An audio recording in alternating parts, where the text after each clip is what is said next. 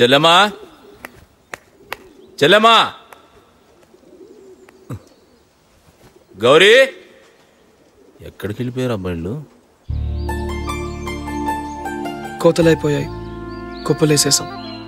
రేపు నూరు చేస్తాం. మన జాతకం తెలిసిపోతుంది.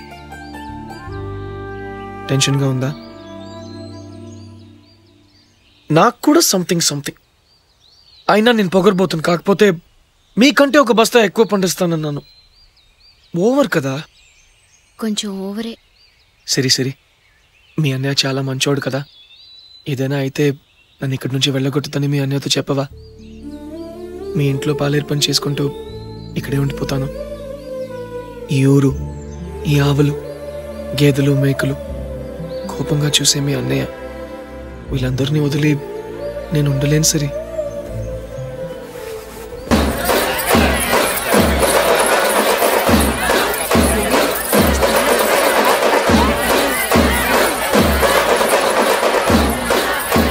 ఏంటో జనాలు తండోపు వెళ్తున్నారు. ఆడు కుప్ప నూరుస్తుంటే ఇంట్రెస్టింగ్ మనకుండాలి కానీ ఏళ్ళకేటో. ఆ కుర్రోడు గెలవాలని ఊరంతా కోరుకుంటుందండి. పదండి నాన్న పద చూద్దాం.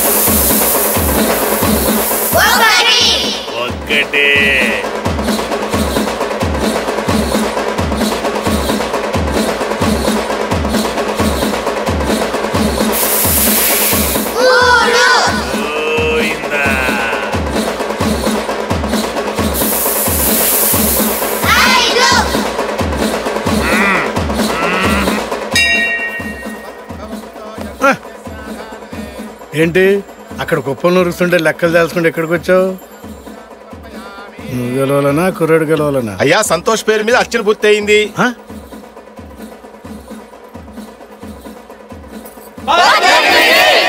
నాకు చాలా సంతోషంగా ఉందిరా. వాడు గెలుస్తాడో లేదో గానీ నీ మనసు మాత్రం గెలుచుకున్నాడు. నా మనసు గెలిస్తే చాలదండి, పందెం కూడా గెలవాలి. ఇదే ఫిట్టింగ్ రా. అంటే అతను ఓడిపోతే పెళ్లి చేయవా? అతను ఓడిపోడు మాస్టర్. నా చెల్లెలు ప్రాణంగా చూసుకునే గుర్రబొమ్మ కోసమే ప్రాణాలకు తెగించాడు.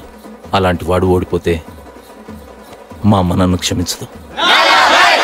అందుకే తెల్లారగట్ల కుప్పల దగ్గరికి వెళ్ళి చూశా.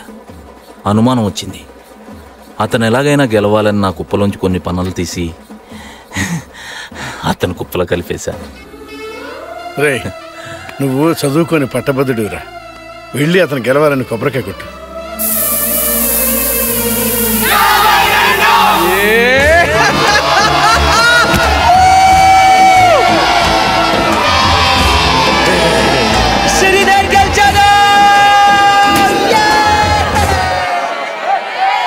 నా కూతురికి నా మొహం ఎట్లా చూపించేదిరా? నా అన్నం చెల్లెలు ఫోన్ చేస్తే ఏ సమాధానం చెప్పేది? సలహా అంటూ మొత్తం నాశనం చేసేసావు.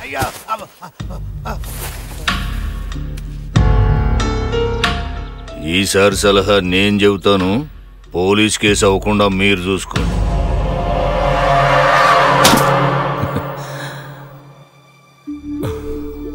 కుళ్ళిన కొబ్బరికాయ వచ్చిందండి.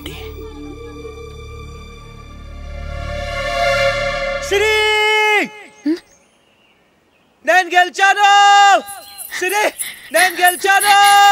ఒక్క బస్తా కాదు, 2 బస్తాలు ఎక్కువ పండించాను.